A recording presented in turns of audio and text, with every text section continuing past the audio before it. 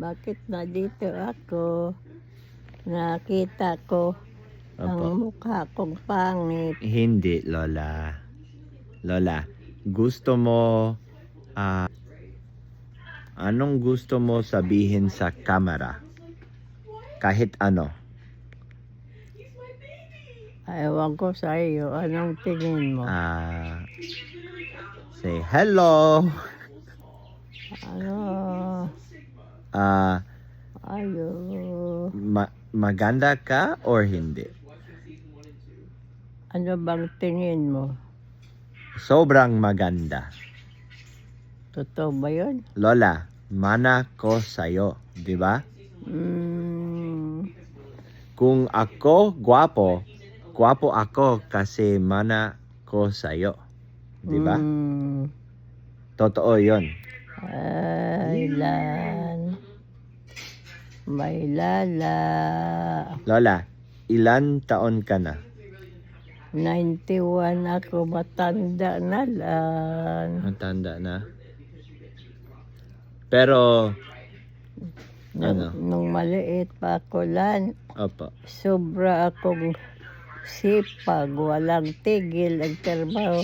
Nagpunta ako sa Butuan na narbaho ako.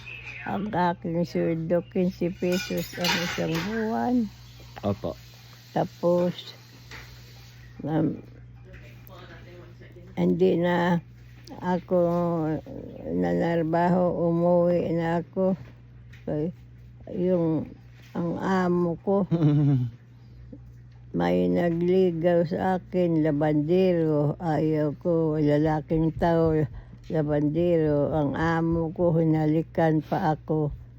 That is why, umuwi na ako. Sabi ko, isumbong kita sa asawa mo. Isumbong mo kay babarilin daw ako.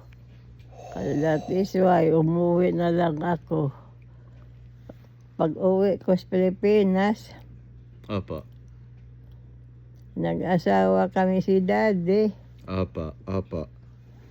Sigawan ang mga tao. Bakit? Si Mr. Porter, batang asawa, ganda-ganda. Totoo yan. Na? Totoo. Maganda. Ikaw, di ba? Ayaw ko, tingin mo. Opo. Maganda. That is why. That is why. Na umuwi na ako. Kasi pag isumbong ko daw ako, babarilin daw ako. That is why umuwi na ako. Doon ako nakaasawa doon sa Anda.